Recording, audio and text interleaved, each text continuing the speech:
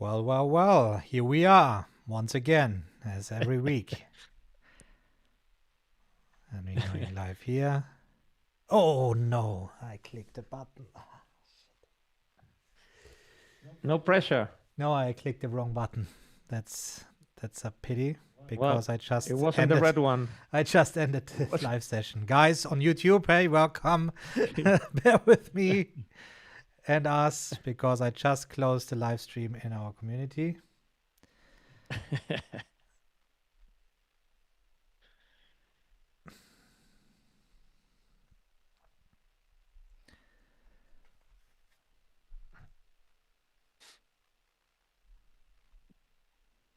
One second, we are here. Technology.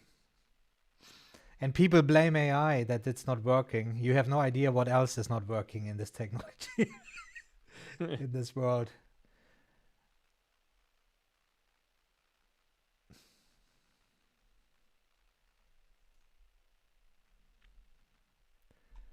Okay. Go. Well, I just closed everything.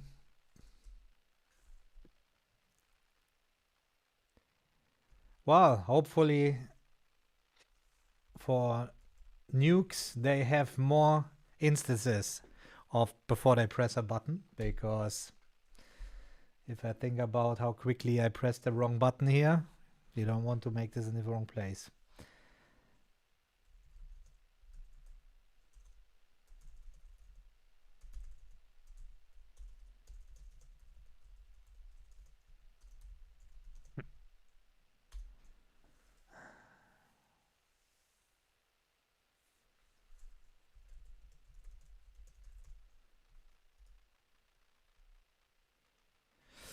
Okay, we start anyway. Everybody, welcome back to another session this week. My dear friend Paco. Another week in AI, and yet not so much of a change compared to the previous years, except that everything moves faster. We just laughed a lot this morning in our agenda meeting again when people say AI doesn't work. And we see what we achieve every week using AI. And that's again something where there's a lack of having the right KPIs, key performance indicators in place that tell you that there's actually a change happening. If you have nothing that you can compare against, then you will never feel that something changed. And this is what we see over and over. We didn't change at all our ICOR methodology, the way how to define a productivity system end to end. All this remains the same. And we just put the layer AI on top, the same way that we put the automation on top previously. And that's why we really see the big difference between having automations, which was already improving efficiency, but now AI. And I think that's something we can discuss today, Paco, as we see also the discussion appearing now about, but AI is not 100% perfect. It makes so many mistakes. It hallucinates and all the things. Then I come up with saying, well, if you worked with human people in a business, you probably came across the same things, that you cannot rely 100% on the people. There are people who are trying to lie at you and things like that. I'm not saying everybody's doing it, but there are enough people that are this way. The performance is not consistent throughout the day. If you have the session of an employee running 16 hours a day, then you see a drop in efficiency, right?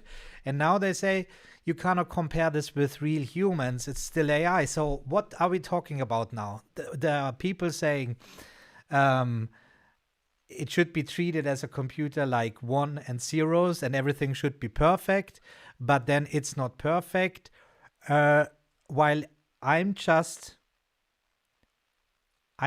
serious about when let's put it the other way, I compare it to humans, not for the sake that it's conscious and has feelings and I hurt his feelings if I say something strong to this AI, but the output that happens, right? If I have a bad team set up And here I'm not talking about the individuals inside the team. I'm talking about the team struggles to find the information they need. They don't know what the priority is, what they should work on. All these things makes up a bad team, combined with the individual team member performance based on their daily performance things and their personal things, also applies to AI. Well, now I didn't explain it very well, but we will talk about this today. That's what it is. Well, I should have run this through AI to, take this draft and make it a beautiful article out of it, and it will be perfect, right? That's what people expect. Well, we don't know. We don't know. Maybe it's because you are just replicating what AI delivered, that you didn't deliver the message correctly.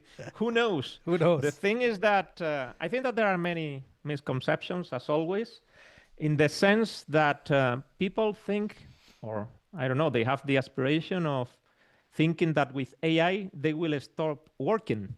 And this is something, I can relate to, 100 years ago, for instance, Keynes says, I think that something like as productivity, and the way that people were working, thanks to automations and machines and all that by, I think that maybe pretty close, I think that 2030 or something, he said this in the 1930s, okay? And he said that a person will work more or less just 15 hours a week due to... A week? The engine, a week. That's the point. The engines, the machines will do almost everything. And we know that isn't true. And exactly the same with AI. People think that by using AI, they will stop working. And I think that that's can become kind of a frustration, I would say, because that's not the case. I think that the purpose of AI, at least nowadays, is that human beings can change the way they work and the things that they do, so that they can do things that engage much more with their purpose, with their intelligence, with what they are as human beings, than previously. And that's it, okay? But that doesn't mean that we're gonna work, in my opinion, okay, 15 hours a week or something like that. In fact, we have seen that the more automation, the more machines, the more engines we have, the more the human being has been working, okay? If I compare with my grandfather, for instance, that he was working at an office, okay? He was an agriculture or something like that. He was working in an office, and he had a pretty relaxed, schedule. It was literally that, 9 to 5, that we have seen that as society evolves, that's not the case, okay? The thing is that people has changed the time that they dedicate to work to dedicating their time to the things that they love, that they have a sense for them, or, they have no choice, okay? There are many people who have no choice. That's why they create the side hustles and all this story, because at the end, I think that human beings, what they want is to dedicate their lives to the things that they love indeed, sorry. And I think that that's where AI comes into the equation, okay? I think that it removes a lot of things and tasks that a human being shouldn't take care of, okay? And the human can change the way we work. And I think that that's what happened. For instance, in our case, we have completely changed the way we work. I mean, if we just pay attention to, for instance, content generation, it's completely different how Tom generates his videos and how I generate my articles compared to just 1 year ago. It has completely changed. The role that we have, the tasks that we execute, and the way that we organize our own workflow, okay? And I think that that's the change that AI brings to the table. And we need to understand that, because if our purpose is just delegating everything to AI and think that everything will run smoothly, it has no sense, okay? Yeah. People are not aware that AI requires a lot of work, okay? The thing is that it's another type of work, okay? And that's what Dennis here, that's what Dennis in the chat and in the membership actually brings to the point. We can work at deep tasks while the light tasks are processed by AI. And that's exactly it, what we say. Any business that have the feeling, and it is a common thing again for centuries, and working myself in big corporate, I see this over and over. We have to get this certification because the competition has the same certification. No sense whatsoever to implement this in a company, and yet you do it, so you have the certificate. And I have the feeling the same happens now with AI. They see there is a trend, there's something happening, and everybody applies now AI on top to all the people who are already overwhelmed in this company. Now even the people are scared losing their jobs because that's what they hear on the other hand. And now they're supposed to use AI. They get a chatbot. They chat with it back and forth. They realize it's not my tone of voice and things like that. It becomes useless. That's the conclusion. End of the story. And that's the stupid thing, because then they are not leveraging AI, but it's the same as for automation in the past. I keep repeating this. What we believe is exactly what Dennis said here. We can work at deep tasks while the light tasks are processed by AI. And this is where the expert can finally work on what they actually get paid for. And that's something I did in corporate too. I had experts, they got a huge amount of money each hour, and they were sent to meetings. They had to do things that just were shallow work that you can train a monkey to do that, and yet we send all the experts to do that. And these are the things that I identified. I delegated to other people inside the company or streamlined via automations. So they were more and more able to focus on what matters. And as Paco says, there's just a few hours in the day where they are actually working focused. So I was making this the most important time in the day. And then it was important to prioritize what actually needs to get done in this hour, because that was not clear either. So the firefighters and everybody screaming the loudest, they serve them. This was gone. And again, this has nothing to do with AI. And now people have the same feeling as before. They get set from the team leader or from the business goals, continuous improvement. We have to make process optimization, and nobody has a clue what this actually means. And the same happens now with AI. We have to use AI, but no clue why this is. While at the same time, those who understand how to use AI thrive. And we are part of this. I mean, sorry to say it. It's not about being arrogant or something like that. It's about making clear that we are not sitting here and making things up and that is just hype. We are using it every day. We are making money with this every day, and it's not about generating AI slop and pushing it out. We are making this by saving money, not needing to pay for people. We're saving money by creating many things. And what you said about content creation again, we are not generating AI content. It's still me in the videos that you see here. You still hear the two of us in our broken English, right? Compared to a native speaker. And we won't change this. The thing is, the clarity we get about all this. This is insane. When we thought we had very sophisticated personal knowledge management systems in place and how much we leverage this went to a whole new level, because suddenly there is an assistant who gets the full picture. And even if it is not correct, and that's what we want to get to, Paco, even if it's not 100% correct, it sparks complete new thoughts. It at least gets me into the right direction, and I'm still in the driver's seat. That's the thing. It's the guy sitting next to me with the map in the hand and saying we should maybe drive right, and you're the guy who drove this road hundreds of thousands of times, and if we now drive right, we will fall off the cliff. That's the thing. And what I see, people sit them not only into the driver's seat of their car, but into a bus driving the whole company around, and that's the stupid thing. Yeah, the thing is that... starting ranting here. I think that the thing is not about the effort that you put. I mean, for me, the big difference is just that by making and dedicating the exact same effort, talking about hours, let's say that you work for 12 hours a day, the outcome multiplies by a lot, okay? By a lot, significantly by a lot, okay? But with the exact same effort. And I think that that's what creates the difference, okay? Because it's not just a matter of the quantity. If we think about content, it's not about how many pieces of content we deliver, but also the quality, okay? Because I brought to the table here something because we committed ourselves to, well, grab information that comes up during the week and talk about. And I got here an interesting conversation from Andrach, sorry, Capaci, okay, that it's, well, a reference in the world of technology because he was initially the guy who created the term of vibe coding, okay, the well, the hype, okay, of not using real code, but using natural language to code. Well, the thing is that he was sharing that thanks to AI and LLMs, he has improved a lot how he thinks and the process of deep thinking because he's saving a lot of time writing things down, okay, and connecting ideas and all that stuff, okay, that came from the old approach to knowledge management, for instance.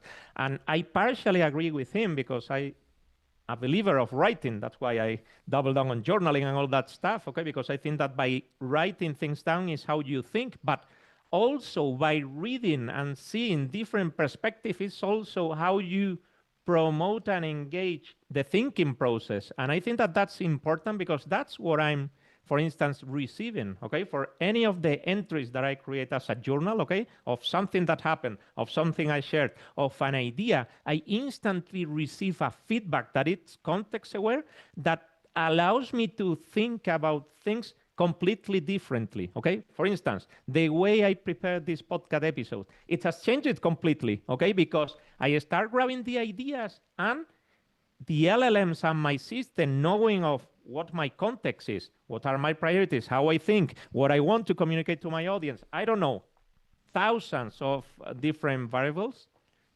The outcome that I receive and, of course, I deliver to our audience is much better.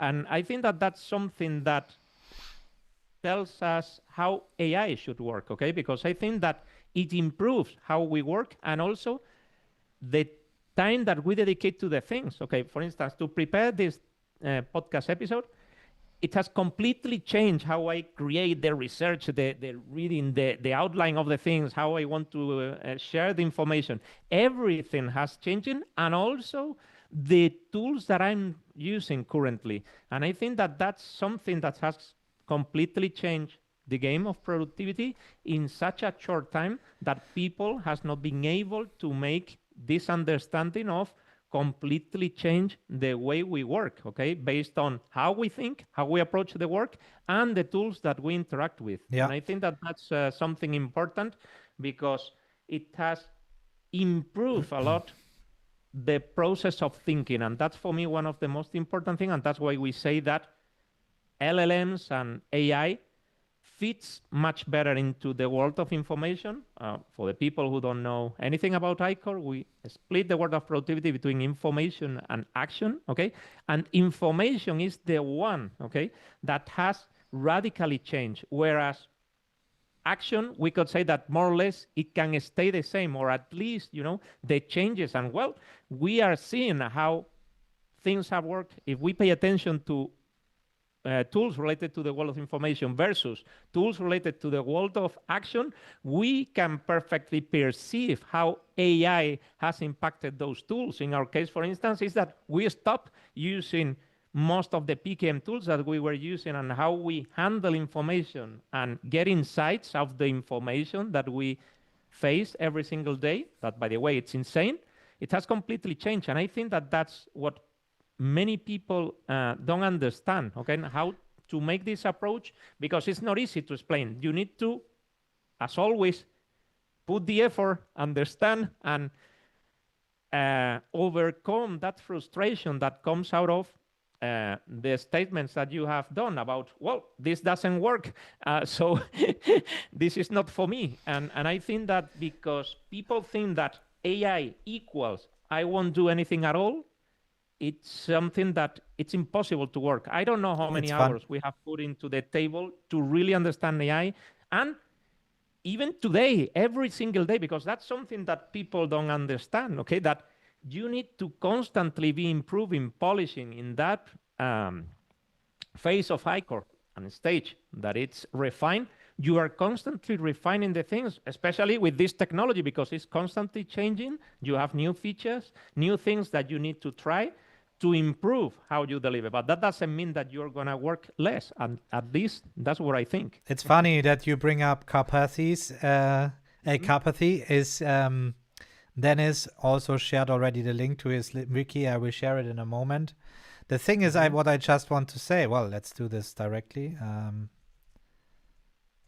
I will share it. So here we are on the GitHub for Carpathy, and the inventor of vibe coding, if you will. And now he came up with this, and I saw the original X post, and I thought, okay, he finally gets there too, or maybe he makes it public. But we're talking about this already for months. That's the thing. That's the conclusion that we had. And when you go to YouTube, you see how we leveraged AI exactly this way. And I like how he combined everything together, and that's where he says, yeah, a wiki, and even that we use database and things like that. I will publish a video to show even simpler how you use AI, because you can just have markdown files like exactly what he says here. And again, what we should forget is about this. Yeah, let's download this template and it will work. And that's what won't work. Now I need to get back to us, because the thing is, I got a member reaching out and said, I followed each step of what you showed on this 1 hour video, and it's not working for him. His Claude.md files are shorter than mine, and I thought already, what the heck is he comparing there? But then even claiming that I was editing the video in a way to make it seem like it's working, and I think, okay, well, that's offensive. The thing is, we need to be aware that in the past it was able to download a template so you get it one-to-one what the creator was creating. Also, it's very likely that the creator of the template has already a much more advanced version of his own template than what you will be able to download. That's first. But now it makes it even more complicated, because what you essentially do, and that's what I saw many times, they just use the transcript from my video, fed it into AI, and say, build what this guy says. And in this video, there are a lot of nuances where I say, beware, AI will make mess out of the things when you do this. And it will overcomplicate things if you do this. And suddenly people get back to me and say, yeah, I built all the things. And I said, did you watch the video? No, I just sent it there. And this is nonsense. You cannot offload your own learning process and the conclusions and understanding what you're doing. And that's something you hand off the full control. Again, you leave the driver's seat. And that's what's happening here too. They start blaming me, for example. It's not working because you supposedly edited the video in a certain way, but not learning what's going on. And it's the same, those who get it, and luckily we have more than 3,000 people in the community who get it and are very vocal about this. Thanks so much for all the love. They get into the community due to AI and the video I made, but realize, oh, there's a whole other thing I need to start first before I can even think about AI. And this is ICOR, understanding what is note-taking, what is personal knowledge management, why do I do this? And once you get these concepts, then you understand how AI will work. And those who are further down the road and already have working PKM systems like we had, will just add AI on top because it just makes sense. You know exactly the process steps that annoy you already for years, and you think, well, let's give it a try for AI to just do this one thing. And it suddenly works. And I was shocked by so many things where I tested it and it suddenly worked, that I thought, what the heck? I offloaded the friction that I had as an expert. And I saw another comment there. I think that was related to this. It was yeah, it doesn't matter. I will find it again. But that's the whole point. People think I can hire a human personal assistant and suddenly my whole work will go much better. In the end, those people are not able to explain to this person what they actually do every day. So there's a whole new layer of communication happening back and forth that actually gives more friction to your work that you had before, that you either fire this human assistant again or blame it all the time. And that's the same thing that I see here happening now with AI. There's a lot of back and forth in the chat. It doesn't get it. And then this is it. Right. So process optimization is always the same thing. When I was working corporate, instantly when I go into a team, thousands of things that can be optimized. And yet there are so many people who don't recognize this. I always thought it should be a common thing, but it's not the case. Most people rely 100% on what the team leader says or what the boss is, so they have somebody to blame if they don't get it done. But many things that appear here that I see now working with AI too. And what we see here, and that's the crazy thing, once you tell your team, like, well, many things that come to mind right now, but your AI team, this is a business knowledge management folder. In there you have SOP, standard operating procedures, and you are clear what this is documented, how it's documented. That you just build AI, not telling them exactly what to do step by step, but referencing to these core documents that they are not allowed to touch because this is core business knowledge. Then they start working correctly.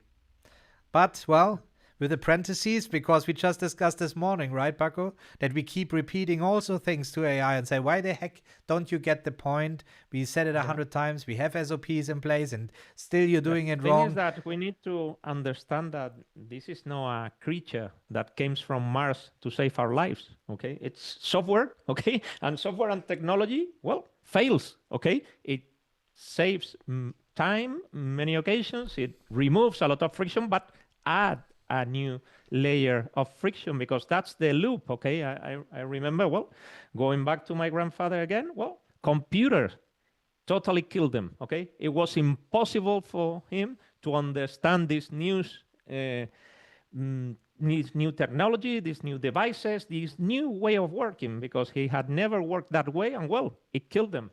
And that's the story, okay? That's the story. There are always new things emerging that you need to adapt to them. And the more you try to understand how the things, and that's the beautiful thing, because I think that AI is, well, quite much more complicated than, well, the previous tools that we were using, and we know that people had problems with those tools. So AI increases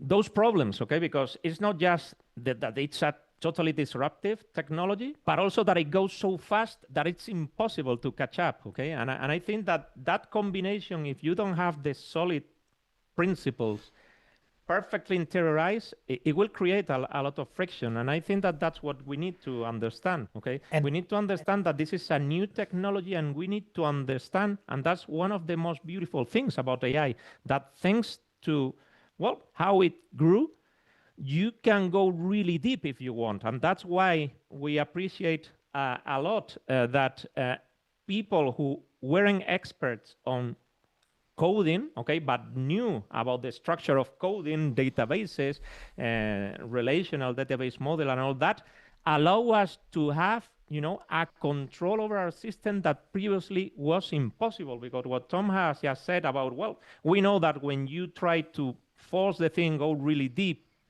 Markdown files are not enough, okay? Because, well, they don't follow the exact same steps that you have previously. You know, I'm talking when you are really going deep into this, okay? And when you have a lot of agents and a lot of interactions and maybe even different devices.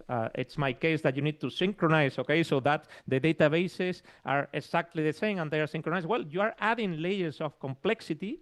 Well, that becomes quite chaotic. But the thing is that at least you are able to do that, okay? And by using code to force those sequential steps, you are getting the best of both worlds, okay? That is the world of coding versus how LLMs and tools like, for instance, Claude operate, okay? By using these Markdown files that you can reference to store the memories and little by little go creating context, because we don't create databases just for the sake of it, okay? It's because we are creating a complex system that demands that you have, you know, and this was something that we were discussing. Yeah, but this all sounds very overwhelming for people who just getting started, for sure, no doubt about it.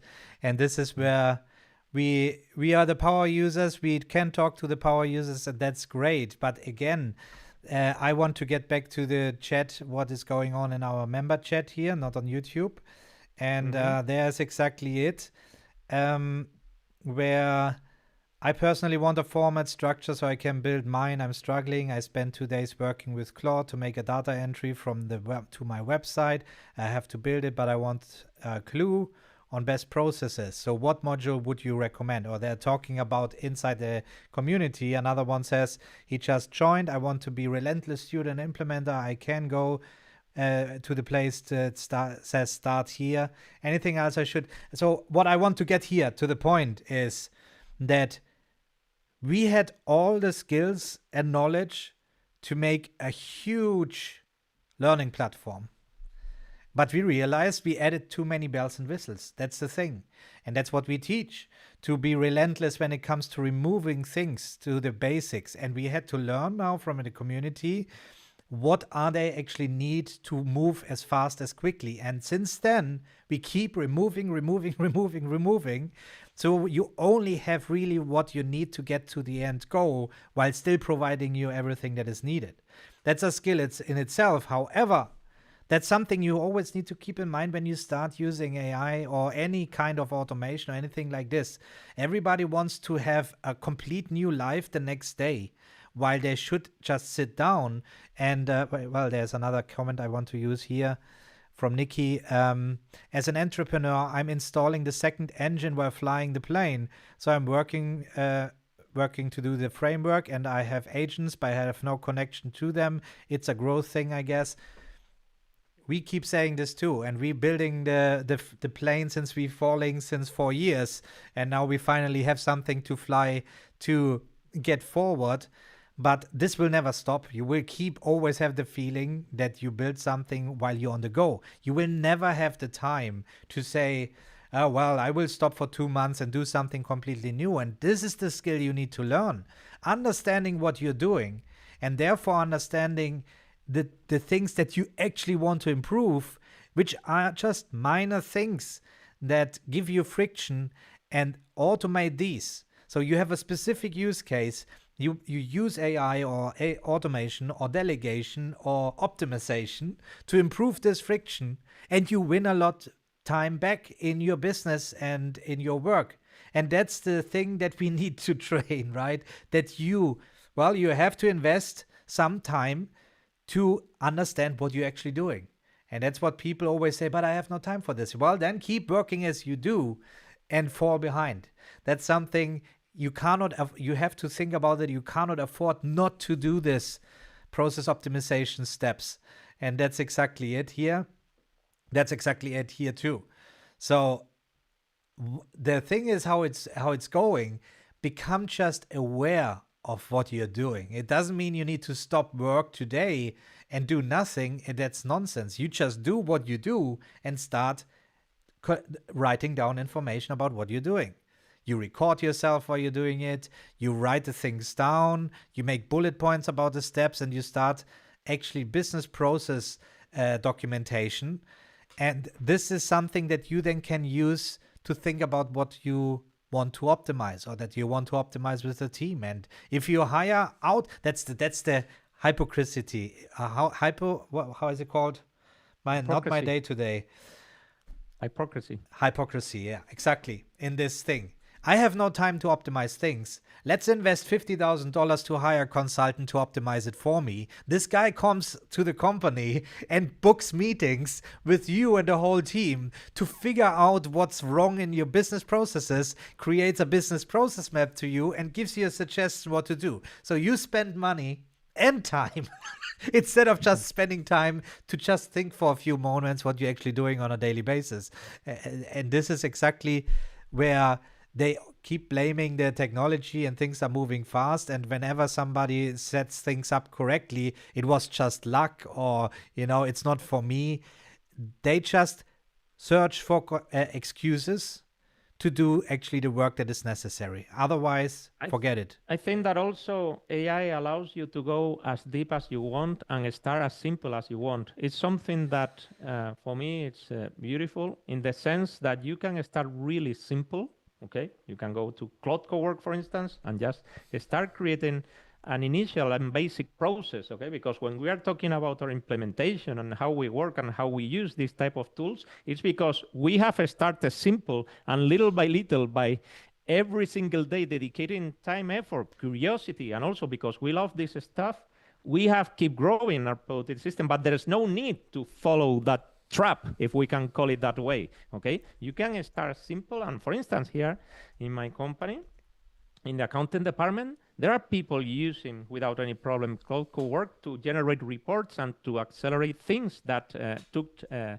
lot of time in the past, and right now it's going really smooth, I would say, without overcomplicating the thing. And of course, they don't have the productivity system that I have implemented, but they don't have that need or that interest or whatever, but they are approaching work in a different way. For instance, the moment that they need to deliver and combine information coming from different sources, in the past, they were to those sources and start making the merge by themselves. Right now, they think about creating patterns, for instance, and that's a system a strategy approach, okay, where they define a system and trying to look similarities between different processes so that at the end, they are start creating ways of working that started really simple, just with one process, and right now they are running many processes, and they have improved what they work at, and I think that that's the important thing, okay, also because we see how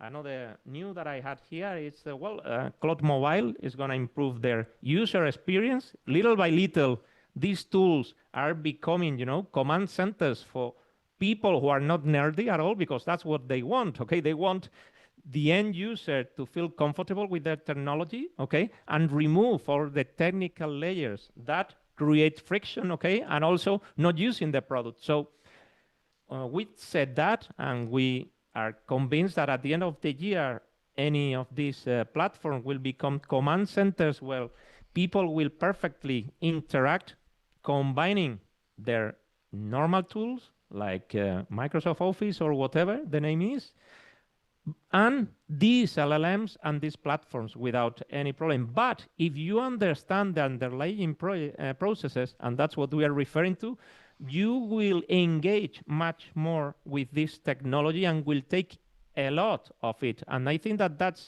the gap is not so huge, and it's getting smaller little by little. And I think that that's important, because the moment that you start understanding, it's exactly the exact same way it works, okay? And I think that that's something to be aware of, because I want to bring in outcomes this that you just mentioned here, related to your own company as a marketing company, obviously.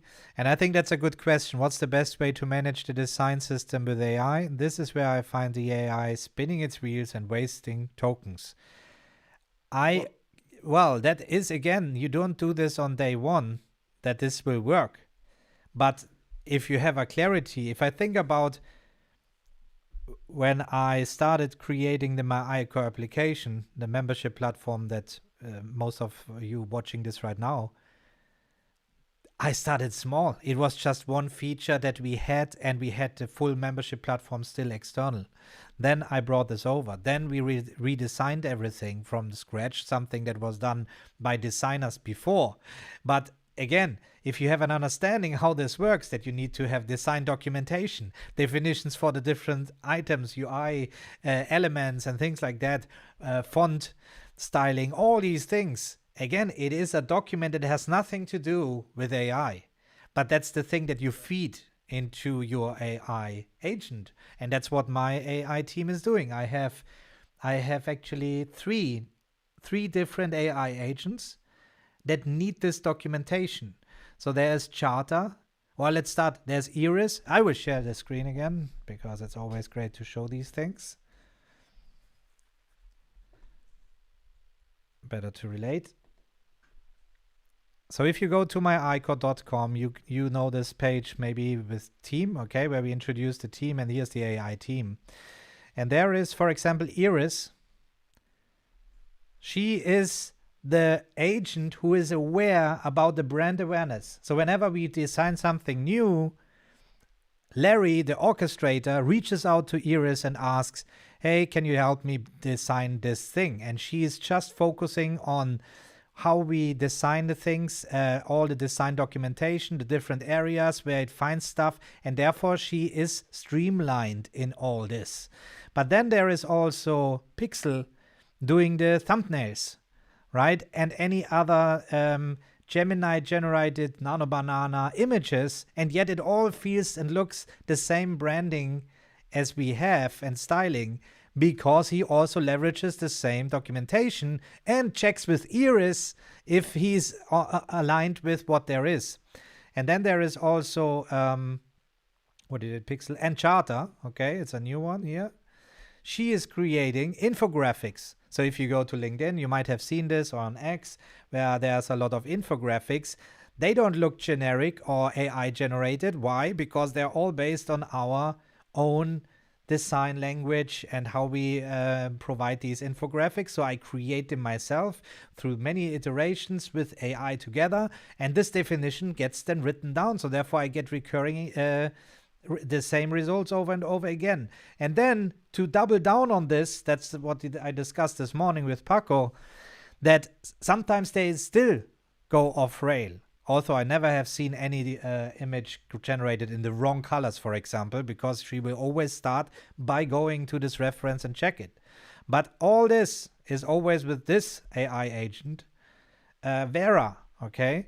She is the QA, the quality assurance. So whenever any team member or team combination finishes the work, she goes through it and she has a more generalistic overview of all the rules and guidelines we have, so she knows what to look into and compare against. And that's something where I found that is really helpful, having some agent like this in place that will help you to double check all the things you do. Also, you might be aware that you can set a planning mode in Claude Code, and when I do this, I let it create the plan, and then I say, make 3 more iterations of this plan. And you would be surprised what the third version of this plan would look like and the things it found, because it becomes self-critical each time it runs through the thing. And then there are many tricks that you learn over time if you do this on a daily basis, but it makes no sense to give you a course and tell you, hey, yeah, here you create these things, or tell here, the person on YouTube to the comment, just download our agents and you will be fine. Because that's what I see overall, like Paperclip and all these things that you can download, and these are pre-made Claude files, and then you wonder why it's not working. Well, you didn't invest the time to make it really specific for your own needs. And this is very important to learn the skill and keep working. And that's why when you start something with something small, that's not interrupting your daily workflow, but you put it on top to see how it's working, and then you start iterating on it until you say, man, I found really something. I was so annoyed for decades doing it, but suddenly I was able to offload this to AI.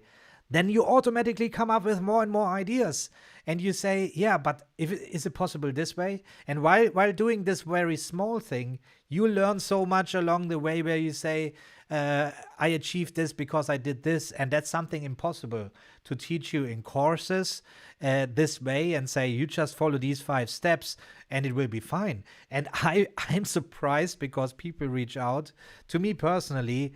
Not true. Not to me, but to checks. And for those who don't know checks, I will bring it up. And, well, maybe you're confused that these are all animal images. This is just my way to identify the agents, or we at myICOR. And that makes it easier for me, it's much easier to identify who I'm talking to. So now I'm talking to Checks, and many of you in the community know Checks. He's the guy, whenever you reach out in the community, he knows it. And I'm constantly shocked with the knowledge he provides, as he is using our, over 4 years of videos, articles, community comments, all the things, how we reacted, our coaching transcripts, all the things. And he provides it to you guys. And even the links to the other discussion, the links to the resources that you need to go to. Impossible for us to do all this in this deep sense. Now I see people reaching out to me asking, hey, how can I hire checks for my company? This is impossible. I cannot just give you checks. You would get an empty shell. That would be an agent that tells you just the basics, like you are a community manager and you're very good in communication or something like this. That would be the standard prompt. But what is lacking is the connection to the databases in the backend. It's the connection to the rack system that we now see is appearing to become a common understanding with the wiki pages that we saw before, right? All this is missing, and this is not something I just said, okay, today I will build a community manager checks.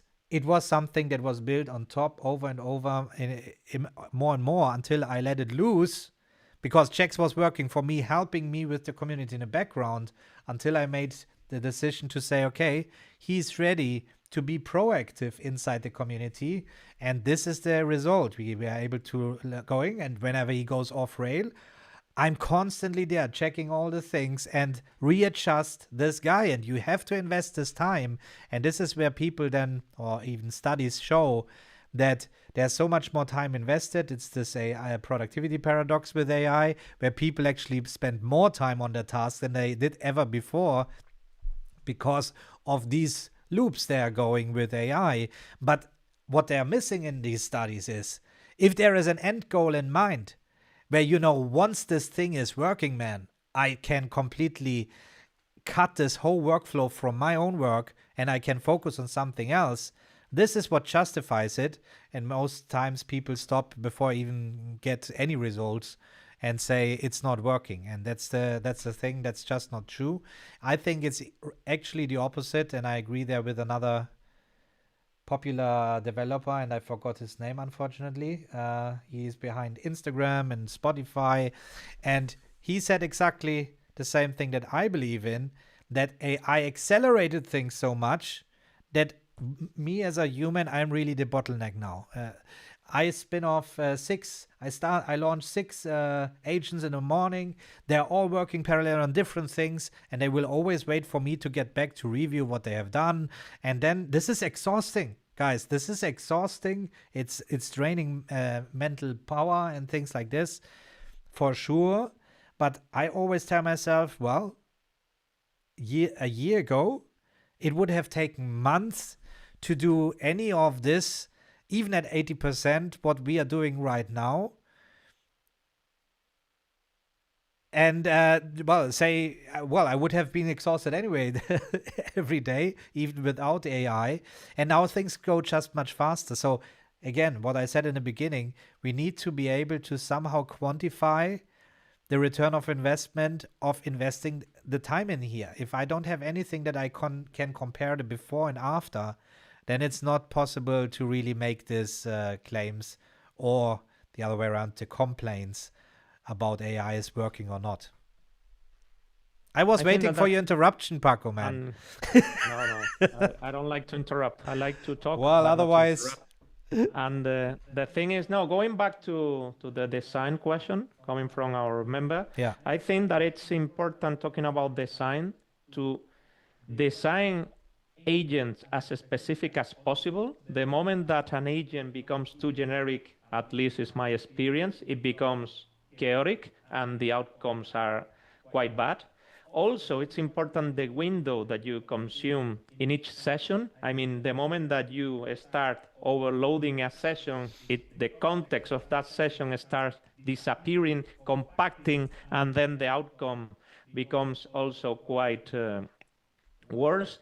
And also, it's important to combine LLMs the moment that you are able to. For instance, talking about images, for instance, we know that Gemini, for instance, works really well with Nano Banana. But the thing is, what is the best prompt possible? Okay, so if you have the context in your Claude system, you should promote your system to generate that prompt, because it has all the information so that the prompt, the input that receives the LLM that will generate the image will be much better. And also try to differentiate. For instance, if you have image and text in the same image, try to do that with the right LLM. For instance, I was forcing, just because also we make a lot of testing, okay, so that we can conclude the things. And forcing, for instance, Gemini to create things like putting text in a certain manner, certain position, things like that, operating with that,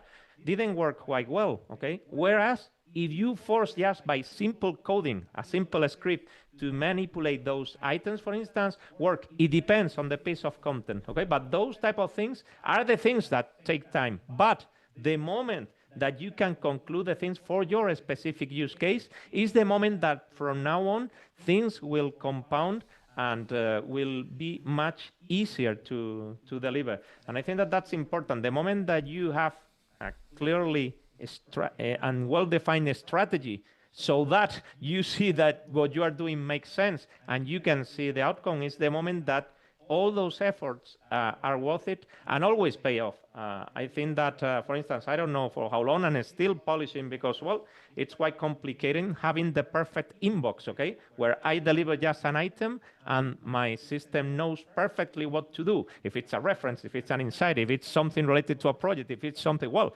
there are hundreds of different possibilities and I'm still polishing, but well, I have to admit that that inbox right now that is not ended yet, no matter that it will never finish, okay, because I will keep polishing forever, but it's much better than my previous system that I had to, okay, store the different things whenever something came into my mind. And I think that that's important, okay, and the moment that you have a strategy, a plan, based on a small milestone, because also people tend to create the perfect complex system from scratch, and that's impossible, okay? You need to start small, and how I started? Well, what's my first use case and the one I, well, use the most, okay? Talking about inbox. Well, I want to capture an idea, okay, for an article. Well, what's the workflow for that? What are the steps I need? How do I create and link to an article? How I start, you know, compounding all the ideas so that the article will make sense? All those things. Well, it's a specific use case because we should never forget that no matter how simple we think the use case is, it will be much more complex. The moment that you start digging into the use case with the nuances, you will see that the simplest use case is super complicated, okay? So try to force the things to think about the simplest workflow that you have in mind, okay, that you want to solve. And based on that, you will, well, end up with a conclusion, with an outcome that it's quite motivational, I would say, but also with a learning process that will improve the next iteration for the next workflow. And that's how you end up with a complex system when you start going and that way. And I think that splitting things as small as possible, talking about agents, about what you require from a specific LLM, thinking about specific sessions, okay? Because people start rambling with the LLMs and then they jump from one thing to another in the same session, and then the context is everything, okay? And the more you can define and simplify a context, the better the outcome will be. And this is something that, for instance, I have experience talking about content generation and how I generate the articles. I double down on just defining the problem that I want to solve, okay, for the reader.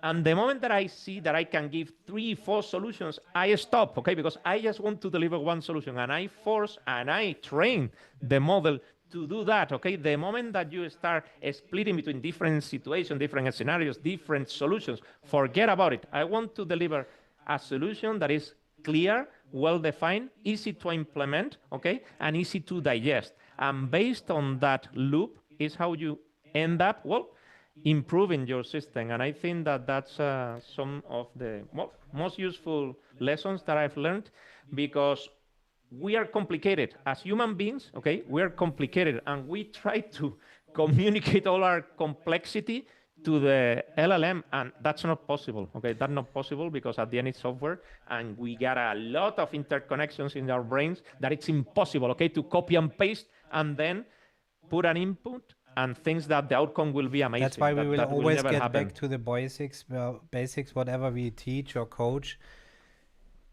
That if you in a company working as an employee or as a team leader or whatever, business owner, and you keeps telling people, I told you already for the 100th times where to find this. I told you already how to do this, right? And you don't get the point that you might need to improve how the team members retrieve information or how things get structured easier, then you will have the same issues with here too. You just keep focusing on the wrong thing. The problem as is, and blaming the other person that it's not keeping things in mind while you never defined it in the first place properly. And that's the same happening here. And I want to address something going on inside the chat, inside our membership. There's some back and forth between Dennis and Jeff, talking about, well, Claude versus Copilot, and well, we could extend this further to Gemini and ChatGPT and things like that. And I don't like the persona of this LLM, and I like this guy more, and so on. Can you please stop this?